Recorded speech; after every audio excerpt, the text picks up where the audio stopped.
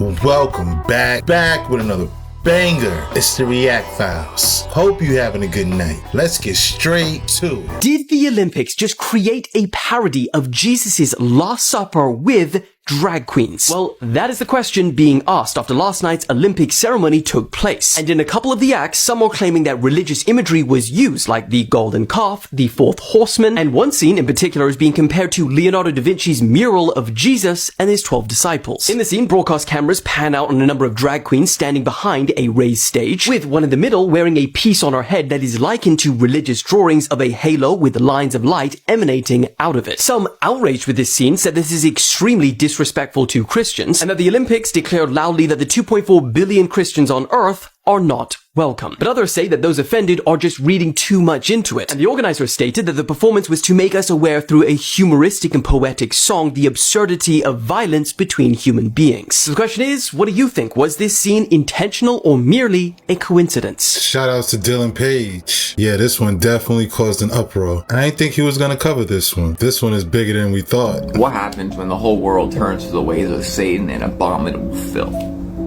You're about to find out.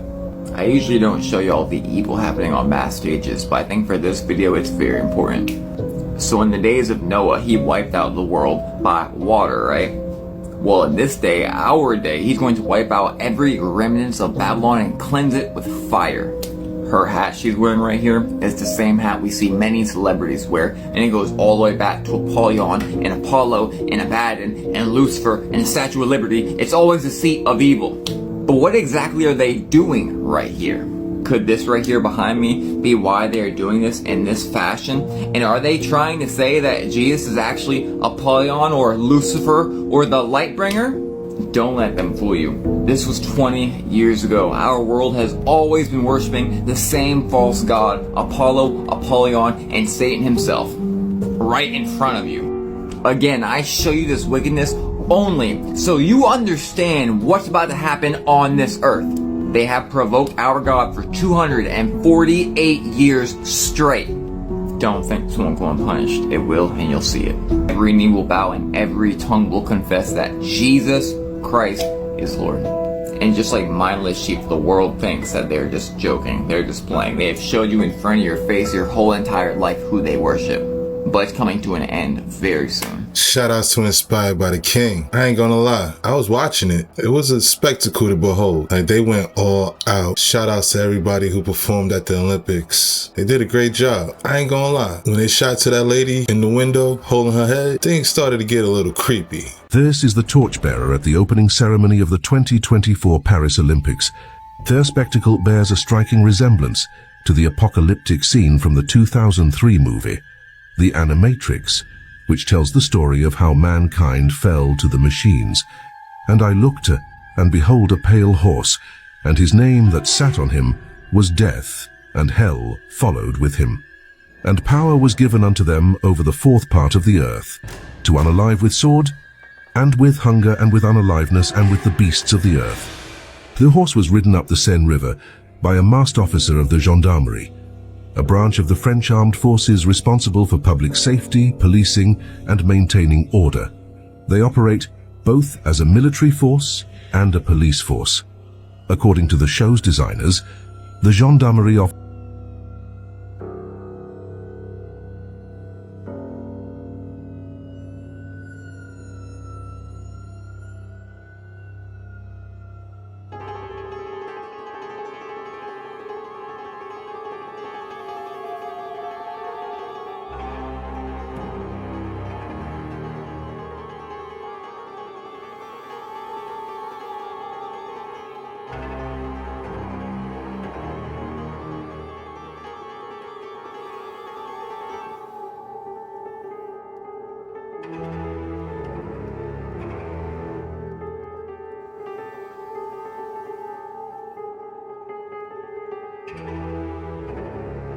Yo, like, are y'all watching this? This is the 2024 Olympics.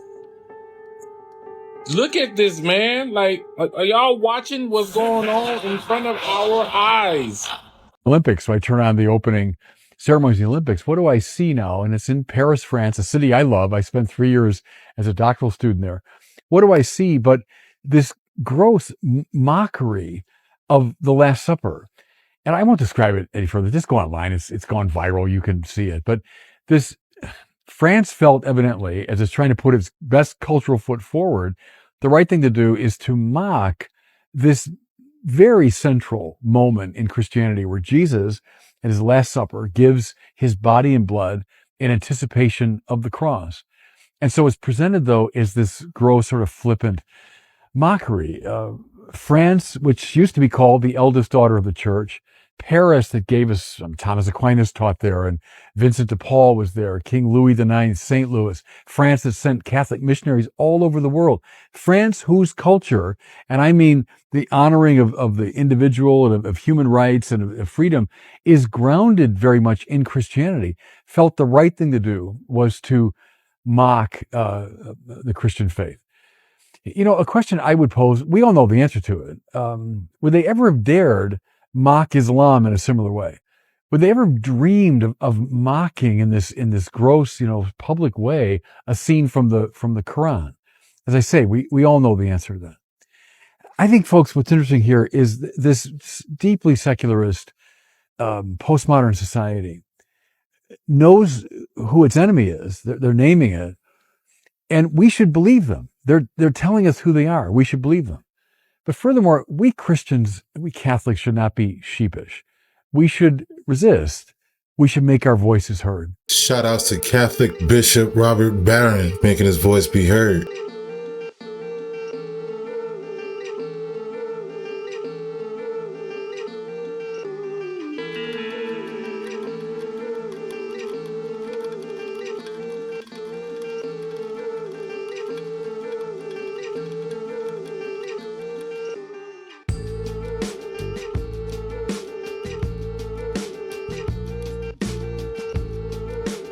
There was a lot of mockery going on with that opening ceremony to the Olympics. For those of you who don't understand, the white horse, someone came in riding on a white horse, had the Olympics like a towel or jacket or whatever it was on their back, symbolizing the Olympics. But if you know anything about the trumpets, the seals, and the bowls in the Bible, one of the seals talks about different color horses. I did a video concerning that because Beyonce did different horses on her album covers, and I broke down each horse. But specifically this horse, let's read it. Revelation 6. I watched as the Lamb opened the first of the 7 seals. Then I heard one of the 4 living creatures say in a voice like thunder, "Come." I looked, and there before me was a white horse. And it goes on and on to talk about its rider held a bow, and he was given a crown, and he rode out as a conqueror bent on a quest. I believe the Bible also talks about a pale horse as well. That's not what did it for me. What did it for me was the reenactment, the recreation of the Last Supper with drag queens. That did it for me. There was also subliminal messages. There was one section that they called Liberty. The people had all these different rainbow colors on. And they were basically promoting immorality, sexual immorality. People was doing threesome stuff. You seen a girl getting ready to kiss a man and she shifted, and then a woman came. I mean, buffoonery, okay? I don't care how anyone feels at this point. But we are up against spiritual principalities. What we're seeing, and this is every sector of our world, of our systems, we fight spiritual principalities. And it seemed like it is getting stronger by the months, the days, the hours, okay? Used to see back in the day little small demonic subliminal stuff. Now this stuff is full-fledged, full force because of a lot of the laws and the things that the governmentals and what they have accepted. And this is why the Bible tells us to not put our trust in man. We must put our trust in Jesus. We are literally looking at the very end of this shift. There is something that has shifted this earth that is so evil, that is so demonic, and it's such a pridefulness. It's such a bold pride spirit, and it's spiritual principalities. And people want to call it liberty and freedom and all of this other stuff, but we know the foundation of it. If you know, then you know. I'm not going to go that deep. We know the foundation of what this is. You used to could be able to really hide different symbolisms and things of that nature when you see things on TV and movies, but now it's like it's not hidden. The agenda is to just put it in your face, push it down your throat, and you receive it. That is the agenda. It's no conviction at all. No conviction with what before it used to be a little conviction. They would be hiding and trying to sneak it in, little stuff, manipulate it. Now, no conviction. This is what it is. We just sin. This is why the Bible is so cold, because this was written many moons ago, okay? 2 Timothy 3. But mark this.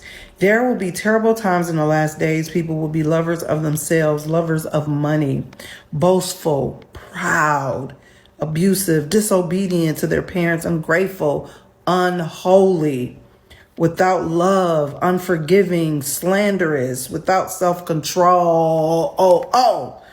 Brutal, not lovers of the good, treacherous, rash, conceited, lovers of pleasure rather than lovers of God, having a form of godliness but denying its power. Have nothing to do with them.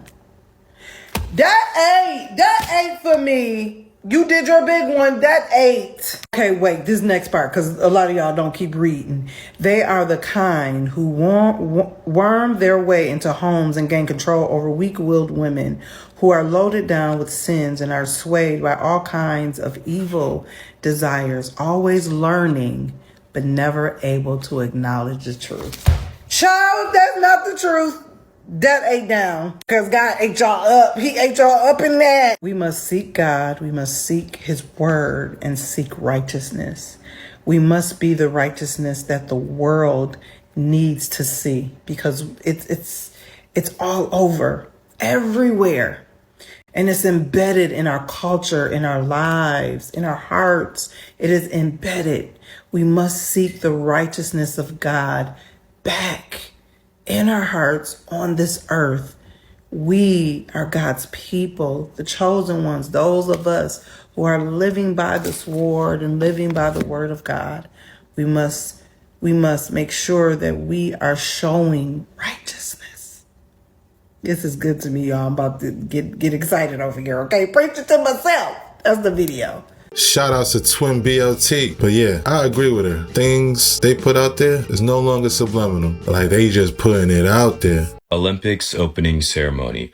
I don't know if you saw this, but here we have a recreation of the Last Supper from what it looks like. Look, do your thing. I'm not hating, but when you bring religion into this is where we got to draw the line, especially when there's children in these performances. This is taking place in Paris, by the way, which is a little more surprising. For those of you who are saying it's not the Last Supper, this person is clearly coming out of a dinner tray. And if you zoom out, everyone is positioned the same way as the picture in the Last Supper. To me and many others, this looks similar, allegedly. But anyway, the performances go on, and there were other performances as well. If you paid attention, there was a metal performance, which also had symbolism if you looked closely. I don't know if you're starting to notice, but whenever there is a massive event like this worldwide, there's always something going on. Listen, there's a temple there, which we're trying to find. I saw it in 2014, and we haven't been able to get the name, but there's many of them that you can go to.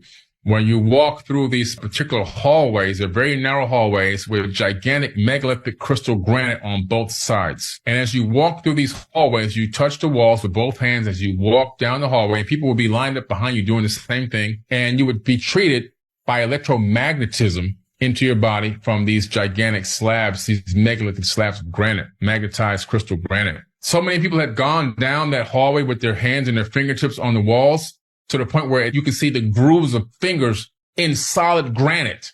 That's how many over thousands of years have walked down these hallways. So I'm looking forward to finding that exact location where the most impressive one was located when I go in October, and documenting it and filming it and bringing back all that knowledge and information to the people. Shout outs to Billy Carson. Yeah, that'd be dope. That's something I definitely watch. Documentary, going into one of them lost temples. We might have found it. I've been wanting to do this one for so long, and we're finally doing it. The lost city of Atlantis. Maybe it's not just a myth. It's time. Everyone knows the story. Advanced civilization existed long ago that got lost under the sea. And there is a location in the Western Sahara Desert of Mauritania known as the Eye of the Sahara, or the Richat structure. Yeah, this one's been beaten to death by all the Atlantis hunters, but it does have striking similarities to Plato's definition of the lost city over 2,000 years ago. Concentric circles, 3 of water, 2 of land, opening to the sea in the south and mountains to the north. White, black, and red stones and an abundance of gold, all of which are prominent features of the Mauritania region. Not to mention, it was even recorded on this ancient map by Roman geographer Pomponius Mela around 43 AD as Atlante, in the same geographical region as the Richat structure. You ever get tired of me saying it must be a coincidence? And the debunkers are likely cringing right now, which is sort of my specialty, as the Richat structure is one of their favorite sites to shit on, even though it is one of the least studied places on Earth, as it is in a very remote area. You know, red zone, super dangerous, overrun by rogue military forces type shit. But follow-up LiDAR scans of the area did have some interesting finds. Thousands of what appear to be ancient man-made structures found beneath the sands of the Eye of the Sahara. Definitely not something we could call natural. Not necessarily proving Atlantis, but showing that an unrecorded civilization existed in this extremely remote desert sometime in the past. But further in-depth excavation of the region is conveniently too risky to pursue. And any career archaeologist found supporting Atlantis will get mocked and discredited in their communities, so they just try to avoid it. But where did this idea of a lost advanced civilization that sank beneath the ocean even come from? The earliest formal account is by famed Greek philosopher Plato around 360 BC in one of his many dialogues about a perfect utopian society called Atlantis, which was governed by Atlas. You know, that guy who holds the world on his shoulders. Atlantis roughly translates to Island of Atlas. In Plato's writing Critias, an ancestor of his named Solon visited Egypt way back in 600 BC, where he's told by Egyptian priests of this great advanced civilization that was destroyed by a flood 9,000 years ago, whose story has been passed down for generations and is recorded all over the temples in Egypt. Now, 9,000 years ago from that time would be around 9600 BC, conveniently aligned with the Younger Dryas impact, a hypothesized event that resulted in global cataclysms that flooded the world that is scientifically backed by geological core samples. And Atlantis was around for much longer than that. 9600 BC is just when it got wiped out. It's here where Plato described how it looked with great detail, which many claim is just a myth, a work of fiction that he wrote. And Plato did write many dialogues of presumably fictitious events, such as the allegory of the caves or conversations among friends in the Republic. But he would make it quite obvious in his texts when these fictitious dialogues were just stories that discussed hypothetical, philosophical, or moralistic ideas. In his dialogue Critias, he describes Atlantis in great length, providing super accurate details and dates that had little connection to his overall message of the story. And the strangest part of Critias is that it just ends in the middle of a sentence. Yeah, he didn't even finish this story, as it just comes to an abrupt end as soon as Zeus is about to give an epic speech. Was there someone who told him to stop writing? Did he actually finish it and it was later erased from history? Or was it just fiction that he got bored of and he moved on to other writings? We can honestly never know for sure, but this isn't the last time Atlantis is mentioned in history. But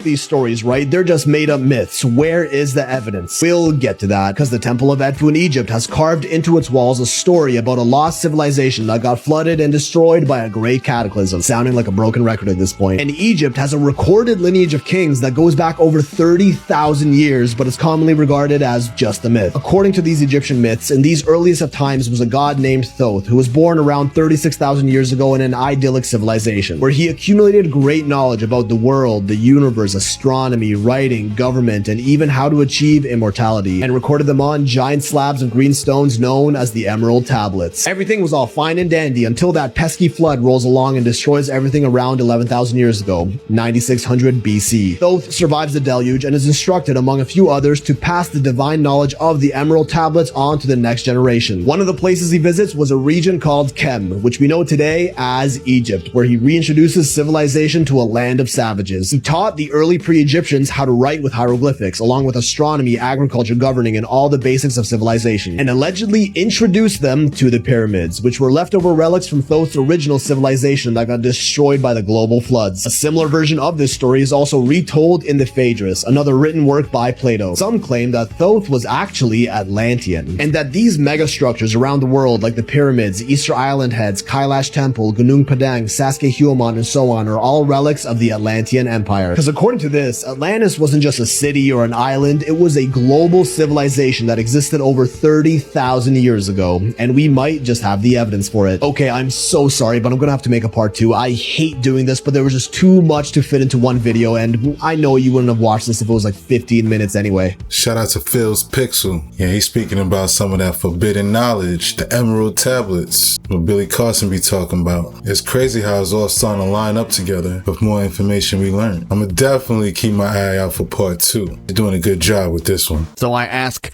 ChatGPT if it were the fallen angels in the Book of Enoch, how it would deceive the world from biblical perspective and biblical earth. Listen to this. 1. Promote competing theories. Develop and promote alternative scientific models, like the heliocentric model, that can explain celestial phenomena effectively, but without direct reference to divine design. This would involve encouraging theories that emphasize natural processes and mechanisms. 2. Encourage materialistic explanations. Focus on materialistic and naturalistic explanations for the universe's origins and structure. This includes emphasizing theories that do not require a divine creator, such as evolution and cosmology theories that stress random processes. 3. Influence educational content. Shape educational curricula and scientific literature to emphasize these competing theories. By integrating them deeply into the education system, the new models become the default framework through which people learn and interpret the world. 4. Promote scientific authority and consensus. Encourage the perception that scientific consensus is the only valid way to understand the universe. This could involve downplaying or discrediting alternative viewpoints that align with a divine perspective. 5. Control narrative through media and publications. Use media and scientific publications to widely disseminate and reinforce the new models, framing them as cutting-edge and well-supported while portraying traditional biblical perspectives as outdated or unscientific. 6. Create complex and obscure arguments. Develop complex and technical arguments that may be difficult for the general public to understand fully. This can make it harder for people to question or critically analyze the prevailing scientific theories. Encourage skepticism towards traditional views. Foster an environment where questioning traditional religious perspectives is encouraged, while challenging new scientific theories is discouraged or ridiculed. These strategies would aim to shift the public and academic focus away from geocentric and theistic models, promoting secular and materialistic interpretations of the universe. There you have it. Doesn't quite seem like a hypothetical, now does it? Looks like exactly what's going on. Now, I asked ChatGPT to give me a hypothetical. If it were a space agency that can't actually get to space, how would it deceive the world? Listen to this. Controlled narrative. Create a compelling and consistent narrative around space missions. Develop detailed, visually convincing reports, videos, and images of space missions. Utilize advanced CGI and special effects to simulate space environments and activities. 2. Public relations and media.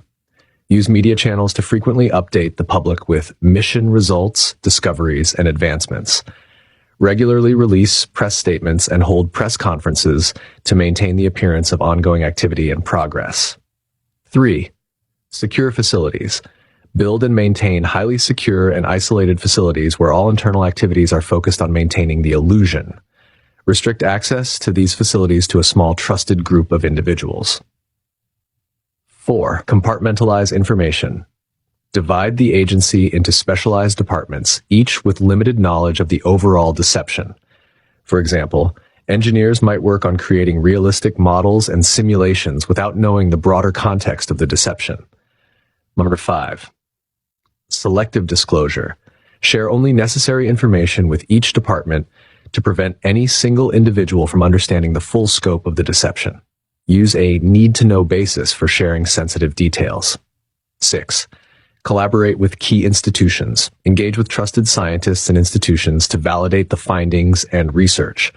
Provide them with pseudo-data and simulate collaboration to lend credibility to the agency's claims.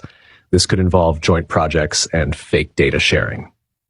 7. Create a controlled scientific environment. Develop and share convincing scientific papers, conferences, and reports. These would be written to align with the fabricated narrative, ensuring they look legitimate to the scientific community. 8. Handle whistleblowers. Implement strong measures to monitor and manage potential whistleblowers. This could involve non-disclosure agreements, legal threats, or other forms of pressure to maintain secrecy. 9. Counteracting skepticism. Have a strategy to handle skepticism and counterclaims, such as dismissing them as conspiracy theories or providing counter-evidence that appears credible but is fabricated. 10. Build trusted relationships. Foster relationships with influential figures in science and media to gain support and legitimacy. Provide incentives or assurances to keep them aligned with the agency's narrative. By carefully managing these aspects, the agency could maintain the appearance of successful space missions while keeping the true nature of their operations concealed. Well, does that not sound pretty familiar? So then I go on to ask, give me some detailed descriptions on how you would fake a spacewalk. And I am blind reacting here because I haven't even listened to this one yet. So let's listen together. Virtual reality, VR, or augmented reality utilize VR or AR technology to create an immersive and realistic space environment. Astronauts in the simulation could wear VR headsets to see and interact with a digitally rendered space station and surroundings. High-resolution simulations. Develop high-resolution photorealistic simulations of space and the spacecraft interior. These should include realistic lighting, textures, and environmental effects to mimic the actual space environment. 2. Creating the spacewalk experience. Neutral buoyancy pool. Use a large, deep swimming pool to simulate microgravity. The pool can be used for rehearsals and testing. However, for the actual fake spacewalk, this technique is only useful for training purposes and not the final broadcast. Suspension systems.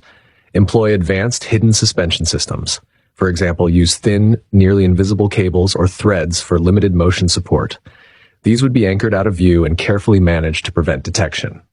Special effects and CGI. Combine physical props with CGI. Create a real physical set that mimics the spacecraft or space station interior. Use CGI to add depth, distant stars, and other space elements. For movement and interactions, blend real footage with CGI. Hash 3. Simulating zero gravity. Careful choreography. Plan and choreograph every movement meticulously. Astronauts should practice movements to mimic the slow, controlled motions of zero gravity, including floating, drifting, and rotating. Buoyant apparatuses. Use specially designed, hidden apparatuses to control movement. For example, create platforms that can subtly push or pull the astronauts to simulate drifting and floating. Ensure these devices are hidden and don't interfere with the visual effect. Camera angles and editing. Employ strategic camera angles to hide the suspension systems and support apparatus. Use editing techniques to create the illusion of smooth, continuous motion. For instance, cut between different angles and use motion blur effects to obscure any potential evidence of support systems. 4. Maintaining realism. Training and rehearsals. Train astronauts or actors extensively to ensure they can convincingly perform spacewalk tasks. Rehearse the movements and interactions until they appear natural and seamless. Realistic props.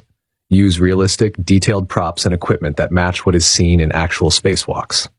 Ensure that every item in the scene appears authentic and functional. Environmental effects. Simulate environmental factors such as the behavior of objects in zero gravity, the sound of equipment, and the visual distortion of the space environment. Include subtle details like floating debris or the reaction of objects to movements. 5. Broadcast and presentation. Controlled lighting and background. Set up controlled lighting to enhance the illusion of floating and to eliminate any shadows that might reveal support systems. Use a background that replicates the space environment convincingly. Post-production enhancements. In post-production, add additional effects and polish the footage. Correct any visual inconsistencies, integrate CGI elements, and ensure that the final product looks flawless. Public relations and deception. Carefully manage the presentation and public relations to reinforce the authenticity of the spacewalk. use expert testimonies, detailed explanations, and extensive media coverage to solidify the illusion. By combining these techniques, it would be possible to create a convincing fake spacewalk and simulate zero gravity without visible harnesses or wires. Wow. ChatGPT thought of things that we didn't even think of. Isn't that wild? Grave detail. Shout outs to _7 Club asking great questions to ChatGPT. It's amazing how it could come up with these answers so fast, be so detailed as to how it would do certain things hypothetically. They have a lot of Nikola Tesla's inventions already done, produced, and tested. We know that he came up with the scalar weapon, and they already used the scalar weapon. We actually integrated that into different radar systems. As a matter of fact, the thing that brought down the UFO, the famous UFO from 1947 in New Mexico, the Roswell incident, that was a scalar beam that came from the United States military, most likely engineered or reverse engineered from Nikola Tesla's documents. They discovered that scalar weapon, it wasn't really used as a weapon at first, it was a radar system. They discovered that it disoriented these craft and brought them down. In some weird way, it disoriented their ships. I believe that's how we began to figure out how to bring these things down, capture them, and reverse engineer them. I think the government has a lot of technology that they've been holding back from the general population for several reasons. One reason is for national security and global security. I can agree with that 1,000%. There's a lot of people out here that if they got their hands on some of this technology would try to utilize it to take over the world. I mean, that's just a known fact because it's the nature of mankind. The next thing is also monetary capitalization. How do you take this technology? Yeah, bitch. Yeah, bitch. Get out. Put your hands back here. I ain't doing shit. Stand hands back here. Who are you? Staff Sergeant Officer Sheriff's Office. My name is Yahweh. I don't care. Step to the rear of this vehicle. In the name of the law of the state of Georgia, step back here. Now you're getting tased. Watch me now. Put your hands on the back of that truck. Do you see that? Put your hands on the back of that truck. Back of the truck. Both hands. Turn around. 34, can you send me another unit? One non-compliant. Your name is Officer? Staff Sergeant Aldridge with the Camden County Sheriff's Office. Camden County. Put your hand behind your back. Do I have a warrant? No. Excuse me. Yeah, put your hands behind your back because you're getting tased. I'm telling you that right now. Why am I getting tased? Because you are under arrest for speeding and reckless driving. I'm not driving. Nobody was hurt. How was I speeding? You passed me doing 100 miles an hour. Okay, so that's a speeding ticket, right? Sir, tickets in the state of Georgia are criminal offenses. I don't have a ticket in Georgia. You do now? Why? You passed me doing 100 miles an hour. I'm not going. Hands behind your back. Yes, you're going to jail. Hands behind your back. Put your hands. Shout outs to the state of Georgia. That beginning was wild. Bro look like he's in GTA. Look like CJ from San Andreas. The biggest streamer in the world didn't want to go to this Hollywood party for a reason. Becomes the first celebrity to ever speak out against Michael Rubin's all-white party. This creepy gathering of millionaires happens once a year, and everybody has to wear white.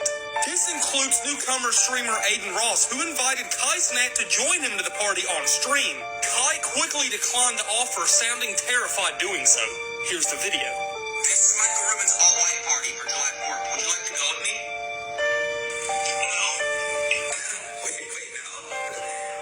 Ross then responds in a confused tone, startled that Kai Cenat would not go. Kai then goes on to say he had his own party for July 4th. Kai then released the following video on July 4th, showing him not at a party and hoping that Aiden Ross is safe. Aiden, you going to that Michael Rubin party today? Please, be tagged, please. In the video, Kai isn't himself, and he's obviously afraid or scared of something, meaning why he's stuttering. He then goes on to say, Aiden, just please. What do you think they do at these parties? Let me know after. Shout outs to his weird time. Shout outs to Kai Cenat. Ain't no telling what be having at them parties. All I gotta say is no Diddy.